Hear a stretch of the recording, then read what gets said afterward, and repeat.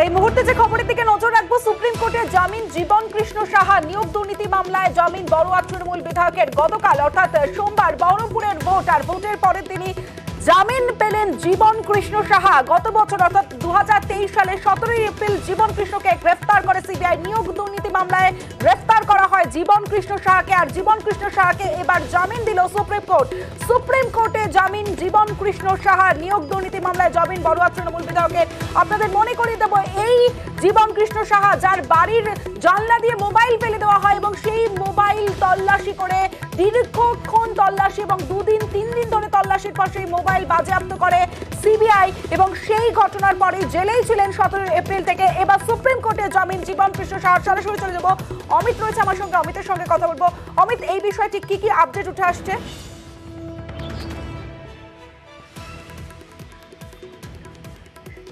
তো কলকাতা হাইকোর্টে তার জামিন নাকচ হওয়ার পরেই বড়োয়ার বিধায়ক জীবন কৃষ্ণ সাহার আইনজীবীরা দ্বারস্থ হয়েছিলেন সুপ্রিম কোর্টে, এবং আজকে শুনানির পরে আজকে জীবন কৃষ্ণ সাহার জামিন মঞ্জুর করা হয়েছে সুপ্রিম কোর্ট থেকে। তোমাকে জানিয়ে রাখবো, ইতিমধ্যে যেহেতু সুপ্রিম কোর্টে জামিন মঞ্জুর করেছে, এরপরই সমস্ত এই জামিন সংক্রান্ত যে সমস্ত নথি রয়েছে সেই সমস্ত বা অর্ডার কপি, সেই অর্ডার কপি নিয়ে আগামীকাল সম্ভবত লোয়ার কোর্ট অর্থাৎ আলিপুরে যে সিবিআই কোর্ট রয়েছে সেখানে তার আইনজীবীরা যাবেন এবং সেখান থেকে জামিন ক্লিয়ার করানো হবে, ক্লিয়ারেন্স হবে। তারপরে কিন্তু তিনি প্রেসিডেন্সি সংশোধনাগার থেকে ছাড়া পাবেন। গত বছর এপ্রিল মাসে তার বাড়িতে তল্লাশি অভিযান চালানো হয়।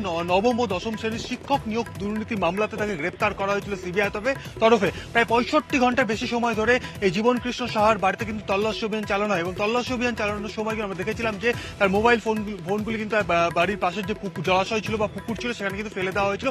সেখান থেকে মোবাইল উদ্ধারের ঘটনা ঘটে এবং তার মোবাইল থেকে বিভিন্ন ডাটা কিন্তু সংগ্রহ করা হয়েছিল সিবিআই তরফে, এবং তাকে জিজ্ঞাসাবাদ করে বেশ কিছু মিডল ম্যানের কিন্তু সন্ধান পাওয়া গেছিল। এবং জীবন কৃষ্ণ সাহার কিন্তু তথ্য উঠে এসেছিল প্রসন্ন রায় প্রসঙ্গে, কারণ এই নিয়োগ দুর্নীতি মামলার অন্যতম মিডল ম্যান হচ্ছে এই প্রসন্নর সঙ্গে জীবন কৃষ্ণের কিন্তু যোগসাজশ ছিল।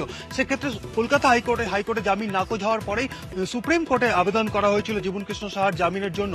এক্ষেত্রে তার আইনজীবীর তরফে সওয়াল করার সময় বেশ কিছু বিষয়কে সামনে রাখা হয়েছে, যেমন হচ্ছে যে চার্জশিট জমা পড়লেও এই মামলায় কিন্তু এখনই চার্জ ফ্রেম হচ্ছে না বা ট্রায়াল শুরু হচ্ছে না। কেন এতদিন পর্যন্ত জীবন কৃষ্ণ সাহাকে সংশোধনাগারে বন্দী করে রাখতে হবে? এবং একই সঙ্গে এই মামলাতে এর আগে যাদের বিরুদ্ধে যাদের চার্জশিটের নাম রয়েছে এমন 3 জন যারা এর আগে এই মামলাতে কিন্তু জামিন পেয়েছে বা জামিন দিয়েছে আদালত, সেক্ষেত্রে কেন জীবন কৃষ্ণ সাহার জামিন হবে না?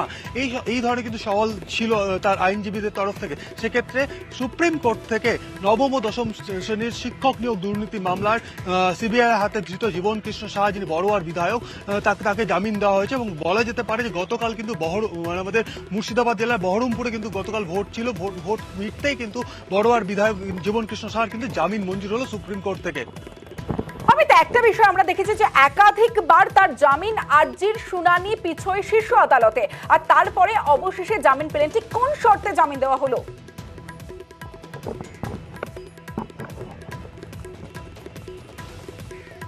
দেখো, বেশ কিছু শর্ত কিন্তু রয়েছে, যেমন তদন্তে সহযোগিতা করতে হবে, সিবিআই জিজ্ঞাসাবাদী করতে চায় তাকে সেই বিষয়গুলো তাকে সহযোগিতা করতে হবে, মামলা প্রভাবিত করতে পারবে না, এই বিষয়গুলো যেমন রয়েছে। তোমাকে জানিয়ে রাখবো যে এর আগে কলকাতা হাইকোর্টে কিন্তু তার জামিনের আবেদন খারিজ হয়ে গেছে এবং শীর্ষ আদালতে দীর্ঘদিন ধরে কিন্তু এই মামলাটি কিন্তু পেন্ডিং ছিল। অর্থাৎ বলা যেতে পারে যে ডেট চেঞ্জ হয়েছে এবং অবশেষে আজকে কিন্তু হিয়ারিং ছিল, এবং শেষমেশ দেখা গেল যে তাদের আইনজীবীদের সওয়াল যে পয়েন্টের উপর তারা সওয়াল করে সেটি হচ্ছে এই যে শিক্ষক নিয়োগ দুর্নীতি মামলা, যে মামলায় নবম ও দশম শ্রেণীর শিক্ষক নিয়োগ দুর্নীতি মামলায় জীবন কৃষ্ণ সাহাকে গ্রেপ্তার করা হয়েছিল, সেই মামলাতে চার্জশিট জমা পড়েছে, চার্জশিটে তার নাম আছে, কিন্তু এখনই কিন্তু চার্জ ফ্রেম হয়নি, অর্থাৎ ট্রায়াল কিন্তু শুরু হচ্ছে না। তাহলে ট্রায়াল যখন শুরু হচ্ছে না, তাহলে কেন একজন বিধায়ককে কিন্তু আটকে রাখা হবে সংশোধনাগারে? এই যুক্তিটা যেমন দেওয়া হয়েছে। এবং একই সঙ্গে এই শিক্ষক নিয়োগ দুর্নীতি মামলাতে চার্জশিটের নাম থাকা 23 জনের মধ্যে আগে 3 জনের কিন্তু জামিন হয়েছে। সেক্ষেত্রে জীবন কৃষ্ণ সাহাকে জামিন দেওয়া হোক, এই মর্মে কিন্তু আবেদন করা হয়েছিল শীর্ষ আদালতের কাছে। আমরা দেখলাম কিছুক্ষণ আগেই সুপ্রিম কোর্ট থেকে জীবন কৃষ্ণ সাহার জামিন মঞ্জুর হয়েছে এবং সেই অর্ডার কপি নিম্ন আদালত অর্থাৎ আলিপুরের যে সিবিআই আদালত রয়েছে যেখানে মূল মামলার শুনানি চলছে, সেখানে তাদের আইনজীবীরা সেই সমস্ত ডকুমেন্টস বা এই রায়ের কপি তারা সেখানে সাবমিট করবে এবং তারপরেই জেল থেকে মুক্ত হবেন জীবন কৃষ্ণ সাহা। অমিত সঙ্গে থাকো। নিয়োগ মামলা সূত্রে গত 14 এপ্রিল আমরা দেখেছিলাম যে 2023-এর জীবন কৃষ্ণের আন্দির বাড়িতে টানা তল্লাশি চালায় সিবিআই এবং একই সঙ্গে জীবন কৃষ্ণকে জিজ্ঞাসাবাদও করে সিবিআই এবং সেই জিজ্ঞাসাবাদ তল্লাশির ফাঁকেই তার যে দুটি মোবাইল ফেলে দেওয়া হয়, ফোন বাড়ির পিছনে একটি পুকুরের জলে ফেলে দেন এবং সেই পুকুরের জল ছেঁচে সেই জীবন কৃষ্ণ সাহা তার মোবাইল উদ্ধার করে সিবিআই এবং তারপরে টানা জিজ্ঞাসাবাদ এবং 17 এপ্রিল মাঝরাতে কলকাতা থেকে সিবিআই এর আরো একটি দল কেন্দ্রীয় বাহিনী নিয়ে আন্দির বাড়িতে গিয়ে জীবন কৃষ্ণ সাহাকে গ্রেফতার করে।